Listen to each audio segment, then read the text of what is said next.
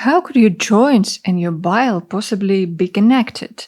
These parts of the body are usually treated by completely different doctors. Neurologists don't care about your gallbladder and bile, and a gastroenterologist is very unlikely to ask whether your knees or fingers hurt. So, for most people, this connection would never come up, unless you're watching this video. Stay until the end and you'll know which two substances can reduce joint pain and how you can help your body produce them naturally. Back in the 19th century, doctors noticed something very strange. Some patients with joint pain would suddenly experience relief after an episode of jaundice. Jaundice is the yellowing of the skin and eyes that happens when the liver is damaged. It can occur with hepatitis, cirrhosis, or when the bile ducts are blocked. After some time, the joint pain would return, but for some reason, jaundice seemed to make joint inflammation milder and symptoms easier to tolerate. This observation was known for decades, but it stayed in the category of just interesting medical facts. No one really knew what to do with it. And obviously, deliberately damaging the liver or causing jaundice just to relieve joint pain was not an option, of course. In the 1940s, researcher Philip Hench decided to take a closer look at this mystery. He began treating patients with arthritis using components of bile, and he noticed that joint inflammation decreased temporarily and people felt real relief. His next question was simple. Which exactly part of bile was responsible for that? Around the same time, doctors made another important observation. Rheumatoid arthritis often improved during pregnancy. Putting all these facts together, Hench came to a key conclusion. The main factor was elevated blood cortisol levels, observed both during pregnancy and with liver damage. Cortisol rises during liver damage because the liver normally breaks down and clears cortisol from the body. When the liver can't do that efficiently, cortisol levels go up. During pregnancy, cortisol levels are also very high. Hench isolated one of the corticosteroid hormones, and this discovery led to the creation of the first corticosteroid drugs. This work earned him a Nobel Prize. At the time, it was the most powerful anti-inflammatory treatment medicine had ever seen. Today, the most well-known drug in this class is prednisolone. It can save lives by preventing inflammatory shock, and in many cases, it's the only effective treatment for severe autoimmune diseases. But there is a problem. Cortisol is involved in almost everything in our body. Every metabolic process, every system. So when we use drugs like prednisolone, they don't just suppress inflammation. They affect nearly all aspects of how our body works. That's why these drugs come with a very long list of side effects. This was the price of living without inflammation. And sometimes that price was simply too high. As the initial excitement around prednisolone faded and doctors began to fully understand the long-term consequences of using it so widely, it became clear that medicine needed a safer treatment.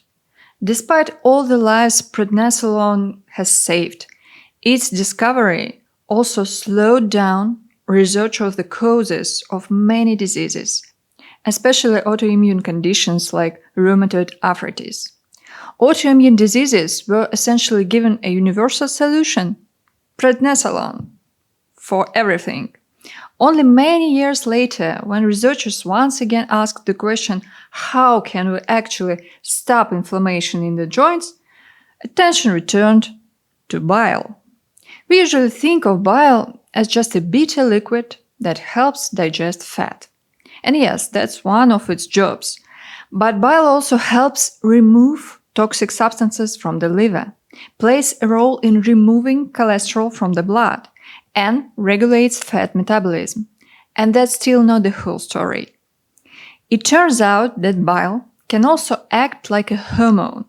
Certain components of bile, even in very small amounts, can send signals to tissues and organs far away from the liver and far outside the digestive system. And that's where the connection between bile and joint pain really begins. In 2025, a study published in Science finally connected bile directly to joint pain. Bile is actually a very complex multi-component fluid, and one of its most important components is bile acids. There isn't just one bile acid, there's an entire group of them. In large amounts, bile acids can damage the liver. That's exactly why the body actually removes them through bile and pushes them out of the liver. One of the ways cholesterol leaves the body is by being converted into bile acids and excreted this way. Bile acids also play a protective role in the gut. In a sense, they disinfect the small intestine. They prevent excessive bacterial growth, protect us from intestinal inflammation, and reduce the risk of SIBO, small intestinal bacterial overgrowth. When bile acids are present, the intestinal lining produces substances that suppress inflammation. When they're missing, the intestinal lining becomes inflamed. But the body is very smart and economical. It doesn't like to waste useful substances. So instead of losing all bile acids with feces, a large portion of them is reabsorbed in the intestine, enters back to the bloodstream, and returns to the liver. And while these bile acids are circulating in the blood, they don't just travel quietly, they act there like hormones.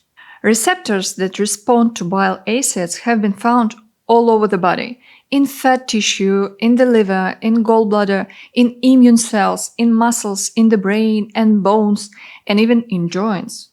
And indeed, one specific bile acid has been shown to reduce inflammation in the joints. It's probably the only bile acid most people have ever heard of it. It's ursodeoxycholic acid.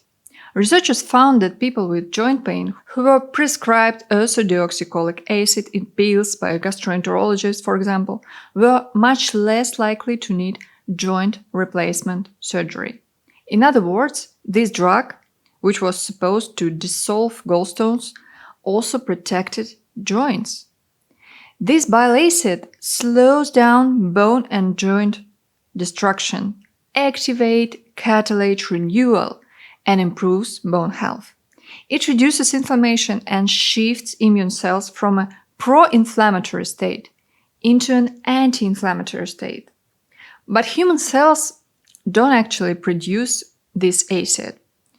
Instead, it's produced for us by the gut microbiome in the large intestine, but in relatively small amounts, of course. And in people with inflammatory joint diseases, researchers found significantly fewer gut bacteria capable of producing this internal ursodeol or ursodeoxycholic acid, which means this natural anti-inflammatory mechanism simply doesn't work well for them. Let's see how the whole system works. First of all, gut bacteria convert our bile acids into the specific one we need. This acid binds to its receptor and decreases inflammation in the joint. At the same time, it increases the production of another hormone, GLP-1. This is our natural, endogenous, internal version of Ozempic, a substance that reduces appetite, improves glucose uptake from the blood, lowers insulin resistance in tissues, changes fat metabolism, and of course, promotes weight loss. And it's worth mentioning that people taking Ozempic also show reduced overall inflammation in the body. Just a quick reminder, there is no advertising of medications or supplements on this channel. Everything I'm talking about here is in natural substances produced by our own body. It just happens it also exists in tablet forms. So what the research really shows and how you can use this knowledge in real life. If that approach resonates with you, and if supplement ads already make your eye twitch, subscribe. I don't like it either. We'll get through it together. By the way, the science article is linked in the description, so I really recommend reading it.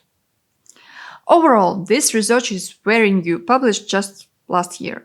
And that means there will be a delay between these findings and the appearance of new treatments for arthritis, for example. Bureaucracy is slow, as you know. But it's really possible that within the next 5 years, in addition to prednisolone, we'll finally see another option for treating joint pain. And it may consist of 2 drugs that already exist and are already used for other conditions, Asodiol and Ozempic. That gives real hope that such a therapy could become available relatively quickly because it wouldn't require testing completely new drugs. We already have them. At first glance, it sounds strange. What do joints have to do with a gallstone medication and a popular weight loss drug? But this is exactly how this metabolic gambit comes together.